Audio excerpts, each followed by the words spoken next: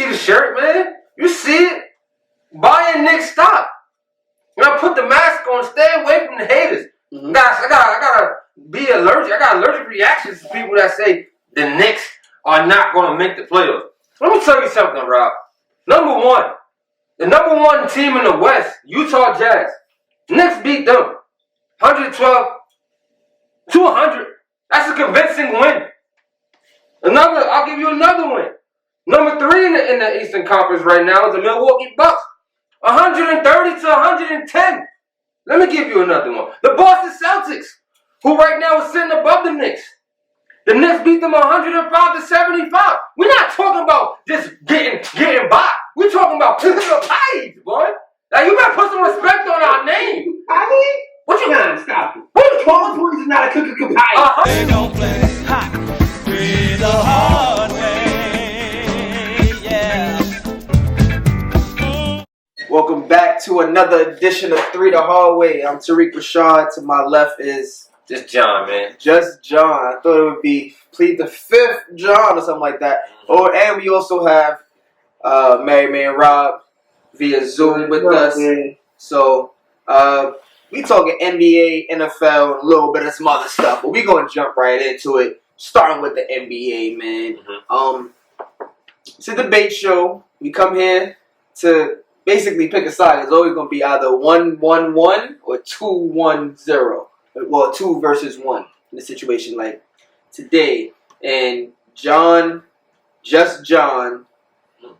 brought the topic to us, and he started it last week with Devin Booker is a top 5 scoring talent, whatever he said. On the show, we said AD was a top something talent, a top 5 talent. Was AD winning? No. So why does AD get the respect that he gets and he deserves when he's a top 5 talent and killing and doing everything that he wants to do, and we recognize his talent, but we can't do the same thing with Devin Booker? That has to be explained to me. I'm sorry. Somebody got to explain that to me. Question. Did you just say Devin Booker is a top 5 talent in the NBA? Top 5 scorer, top 5 scorer, top 5 pure scorer, a top 5 talent.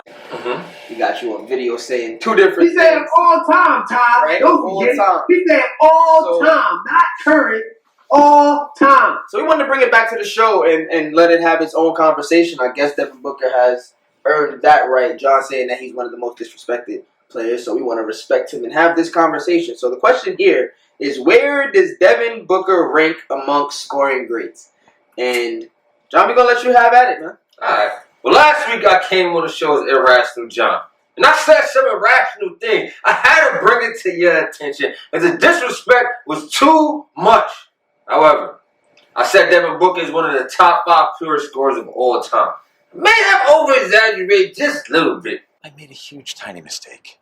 I would frame it and say that Devin Booker is the top 10 pure scorers in modern basketball dating back to 30 years. And I will say this.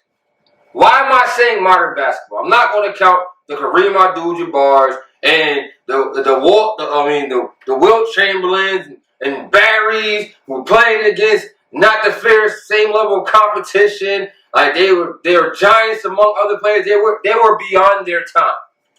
Right? We're going to talk about the modern day. We're going to talk about over the last 30 years. So when I say pure scorers, what does that mean? It means that you have the ability to score from 3 levels. Not just the post. Not just because you're physically dominant, you're bigger than everybody else. A la Shaq. Right? I'm talking about guys that can score without having somebody to give them the ball, that can create their own shot at will, and can score from all 3 levels. So that eliminates a Dirk Nowitzki. That eliminates... Why? Because Dirk... Why?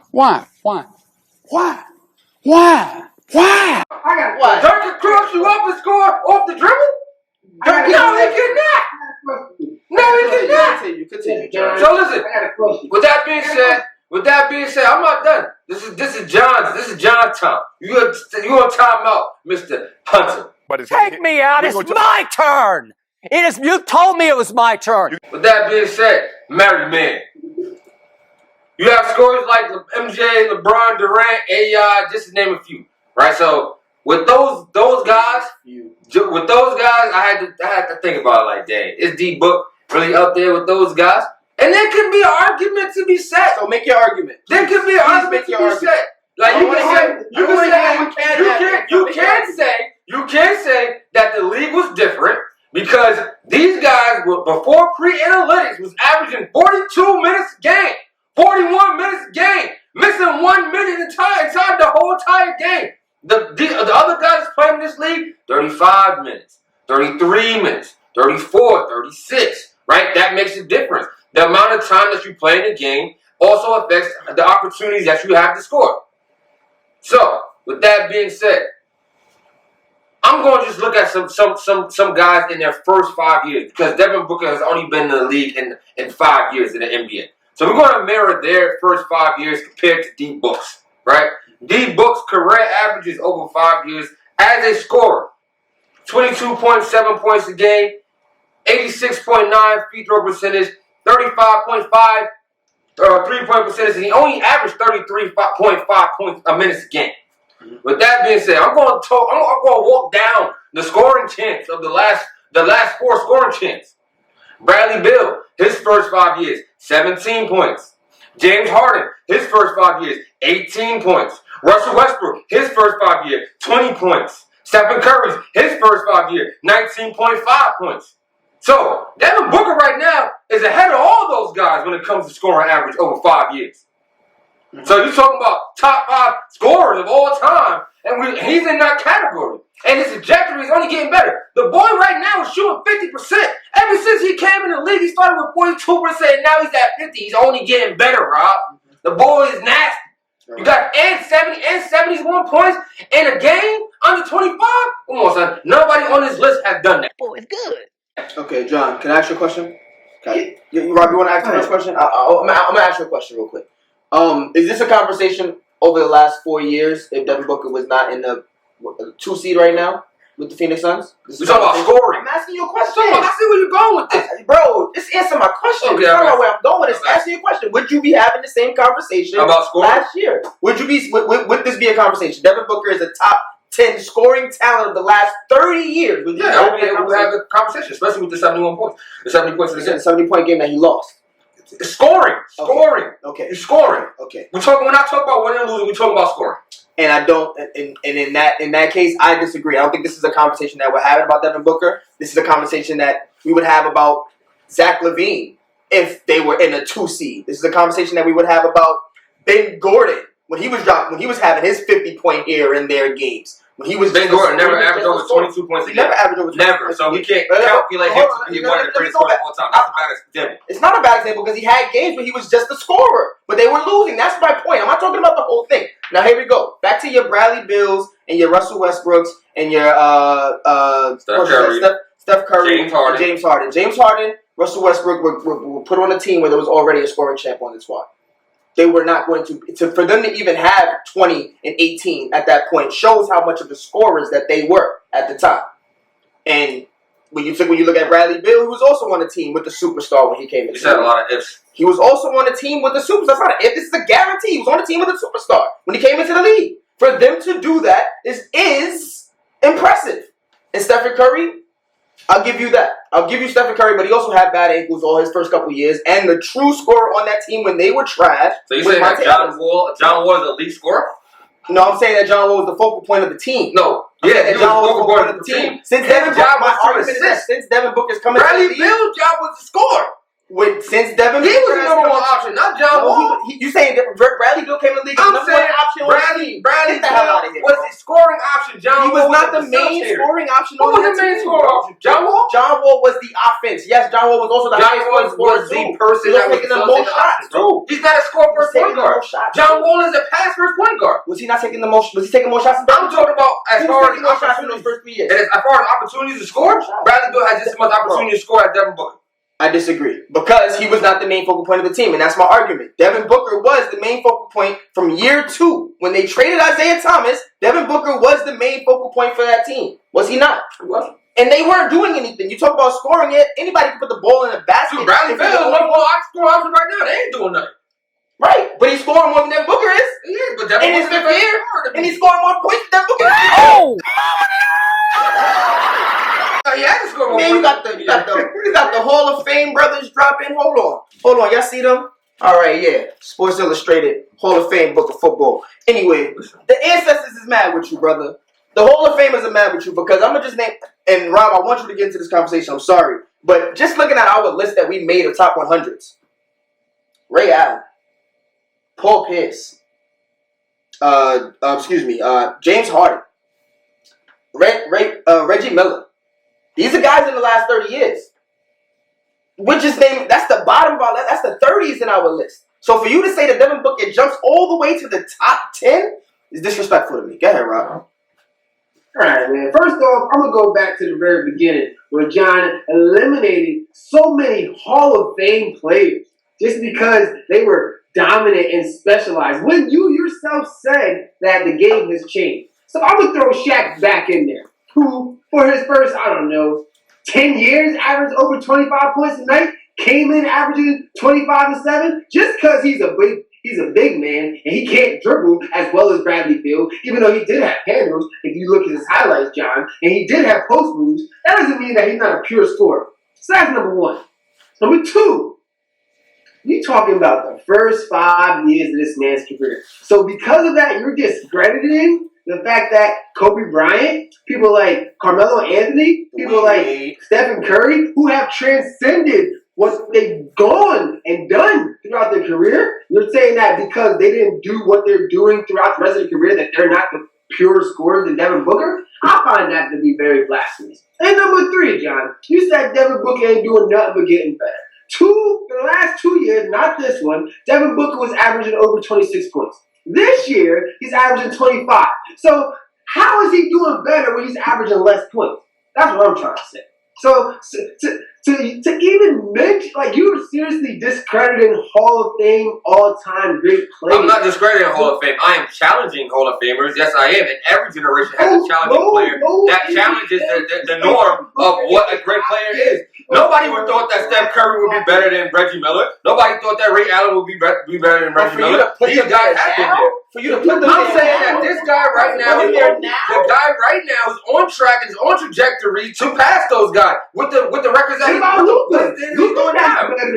You didn't put him on the list. He's going to put the past 5 years. We're not talking about. I said 5 years. 5 years is a great measuring. 5 years is a great measuring point. You can have 2 years. You can have 2 years like Michael Jordan. First 5 years. Like that's so unfair to people like Kobe Bryant. That's so unfair. People like LeBron James, who came in averaging 25 and 5. People like Melo, who came in dropping buckets from day one. People like Steph, who've been getting buckets, but they had a Monte Ellis who was taking up 25 shots a night. And that was the offense. And then you discredited people like Shaq and Dirk? Ain't this mom?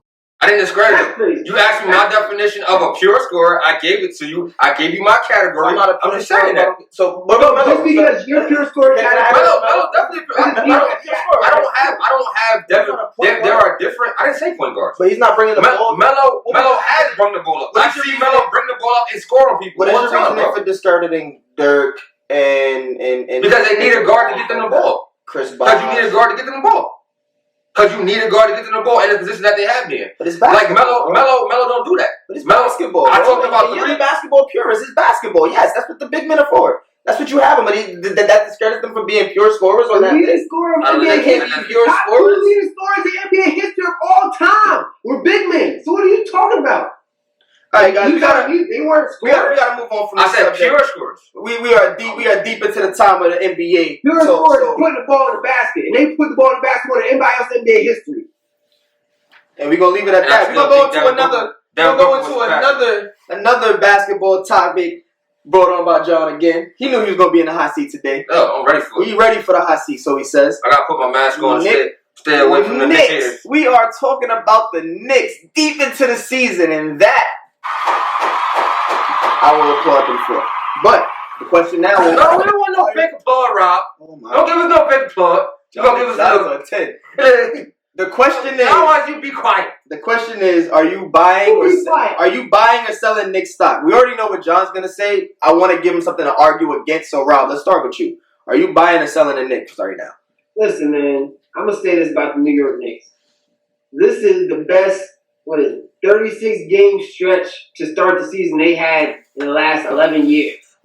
9 years. Sorry, let me get my facts right. The last 9 years since Carmelo Anthony's been there. Mm-hmm. So this is why I'm giving them applause, because finally they're 500 over a 36-game season. But if you're asking me if I'm buying Knicks stock, man, listen, man. The Knicks is front runners, just like John is. You talking to me?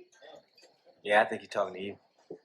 Just like how he be changing his arguments up to switch it up to make sure it fits his narrative. I'm not buying no Knicks stock, man. I'm not doing it. They just got punched by a depleted Spurs team. I don't think they have the roster to sustain any type of success to make the playoffs. So 3 teams I think will be. So you don't have to make it a playoff. It's Rob time. You had your time, John. It's Rob time. Take me out. It's my turn. But okay. He ain't asked you. He had Rob. So 3 teams who I'm buying stock in right now who are not currently in the playoffs. Indiana Pacers, they have been hit with multiple injuries. The Chicago Bulls, they're starting to hit their stride. And I'm also buying stock in the Atlanta Hawks. I think Nate McMillan's going to turn that team around. So if you ask me to answer your question, Ty, no, I ain't buying no Knicks stock. I'm selling it. So that's where your stock is. You don't even have them making the playoffs. You have Nope. the Knicks outside of the playoffs. Right now they're sitting in the 5 seed. John, go ahead. I would like to hear your point. You want to hear my point too? What are you going to say? You want to hear it all? All right. I want to hear what you guys got to say. Am I buying Knicks stock? And I guess in Rob's case, it was the stock of them making the playoffs. I don't really, and I said this earlier this season, I don't think the Knicks have to make the playoffs for them to be on the right track. The one thing about New Yorkers, especially New York fans, you guys are front runners, as you see with our co-host here, John. You guys are always going to be front runners, and that's who you are. But it seems like this year the team actually does have an energy behind them that is respectable. They come out and they compete. Because I can remember the start of the last 2 seasons when Fizdale was the coach, and they were in games, and they had decent rosters, but they would pull guys. You know, certain guys you wouldn't see playing down the stretch. And now you see Tom Thibodeau playing Julius Randle, regardless of what the score is. But he does that with all of his players. So they are competing. And being here, like you said, Robert, last time that I remember them being a truly competitive team this deep into the season, I wasn't even in New York. I was in school in Pennsylvania. So I was in college. So it is exciting to see the Knicks here in this situation. And I think that they can make the playoffs. They haven't been, like you said, Rob, they haven't been hit with some of the injuries that other teams have been hit with. And when you play 40-plus minutes a game, most of your starters, it's almost like it's bound to happen. But if they can stay healthy, I think the Knicks can make the playoffs. You said Chicago, and I'm not really sold on Chicago. I think Atlanta can pull it together, and I also think Washington will have something to say when it comes down to that stretch. If they can, I know it's going to be tough for them to get healthier, but if they can gel behind those 2 stars, they can make a push at this, East, that the 5 seed is 18-18. So who knows what the bottom half is going to look like in that realm, and I think they can make a push. So I think the Knicks have a chance. Am I buying the stock? I got the Knicks in the 8th seed, bro. I think the Knicks might make the playoffs. I'm not going to hold you. But that's about as far as it goes. But they don't have to, in my opinion. I think they're getting better. I think they're making better decisions as a unit. I mean, you see the shirt, man. You see it. Buying Knicks stock. Put the mask on. Stay away from the haters. Mm-hmm. I gotta be allergic. I got allergic reactions to people that say the Knicks are not going to make the playoffs. Let me tell you something, Rob. The number one team in the West, Utah Jazz. Knicks beat them 112 to 100. That's a convincing win. I'll give you another win. Number 3 in the Eastern Conference right now is the Milwaukee Bucks. 130 to 110. Let me give you another one. The Boston Celtics, who right now is sitting above the Knicks. The Knicks beat them 105 to 75. We're not talking about just getting by. We're talking about picking up heights, boy. Like, you better put some respect on our name. I mean, what you got? Stop it. What you 12 points is not a cookie pie. 105 to 75 is not a cookie pie. I'm talking about 12. I'm talking about 12. That's a cookie pie. Listen, with that being said, you never give the Knicks credit. You always think that we're front runners. Let's just be honest. You are a Knicks hater. We're gonna put this on wax right now. Rob is a Knicks hater. He said that I'm a front runner. The Knicks have been historically bad for the last 9 years. But I'm the front runner. Now that my team is winning, I can talk about them. I'm front running. Now, mind you, with that being said, I was saying the Knicks is gonna make the playoffs. I was saying the Knicks gonna make the playoffs when we was 5 games out from 500. Mm-hmm. You say So Giants gonna make the playoffs every year too. How is that? You have to say that. How is that front running? I just want to change the narrative of front running. That's not front running. A front runner is a person. The last year, you wasn't saying nothing about the Knicks. You was talking about the Clippers. And the year before that, you was talking about the Warriors. Because I have sense and understand how bad of a franchise we were last year. You're telling me to be a person to say that the Knicks is going to win when we were terribly losing, right? And there was no chance for us to get there. I'm acknowledging the culture. I'm acknowledging the coaching. I'm acknowledging the roster changes. Those things are the things that are making me excited about the Knicks. And it's not just me that's excited about the Knicks. There are new players that have interest inside of New York City because of what's going on and the coaches and the Knicks. You have to acknowledge that. Who's running that story? Who's running that story? You know the Knicks love to put, oh yeah, KD about to pull up. I didn't say KD. I'm saying Oladipo said that he has a choice between the Knicks and Miami Heat. That is a player that said that. He came out of his mouth and said that. What that means is that it's not far-fetched for me to believe that there are other stars who might be in situations that they don't want to be in. 19. What about that? What about y'all lost to the Thunder? 101-89. You want to say all these good wins? Y'all got some bad losses too, bro. We got a lot of noticeable wins. So for you to say that we're not going to... Literally 500. Y'all had the same amount of wins y'all do losses. That's front running. How is that front running? I'm going to tell you what I mean by front running. I can tell you what I mean by front running. When I call you a front runner, it's the season is far from over, and you be talking like the Knicks is a championship contender. Oh, time out. I never said the Knicks. You never said it. You never said it. You never said the words. I said you be talking like the Knicks are a championship. I'm talking like y'all better put some respect on this Knicks. What is respect? Respect is that. Bro, I'm talking about the Knicks that have to make the playoffs. And they might not. They're 17 and 7. No, man. You got Julius Randle is an all-star. He's talking about Sabonis is better than Julius Randle, even though we know that Julius Randle is having a better season than Sabonis. He's talking about the Pacers going to make the playoffs. Pacers just went on a crazy losing streak. The Pacers, I got the Pacers making the playoffs in the highest. You talking about the Hawks making the playoffs over the Knicks, and the Hawks has fired their head coach. Mm-hmm. Like, come on, like you will put anybody else in that spot, but the Knicks. But the Knicks, that is hating. That is hating, bro. That's hating. That's hating. I gotta win. I got a team, y'all. Yeah, I want you to answer that question. Listen, there is a lot of people, a lot of teams on paper that have better teams than Knicks. There's not a lot of teams right now that's playing as a team like the Knicks. John, I agree. I'm just gonna say this. This is the last thing I'm saying. If the Knicks was in the West, they wouldn't be in the playoffs. We're not in the West. We're in the East. Don't talk about I'm just saying. We're not in the West. You just say the same. You talk about. You see the mask? The mask is for you. We are allergic to Knicks haters over here. 8 seed in the West. Hey, but we're not in the West. We're in the East. So one last thing about the Knicks as we finish up this subject. The World team dropped, USA team dropped. Games not being played, but there was one person that I seen missing from the team that I actually thought should be on the team. If someone should be recognized right now for the Knicks, I think Emmanuel quickly should have made one of those rosters. How do you feel about that? It's tough to get over Alonzo Ball, Ja Morant, those guys. I don't think that he's made it there as that caliber player. So I'm not surprised of him not making it there. But, even Tyrese Halliburton as well. So we look at those caliber players. I get it, but my only pushback was, Zion's already in the big game. Like, you can move Zion over to that game. It's hard to leave him out of that, but it's still a sophomore season. That's how good good Zion is. I just feel like maybe a couple more rookies. But it's 3 rookies in the on the USA team. I know it's a lot more on the world team. 5 rookies in the USA team.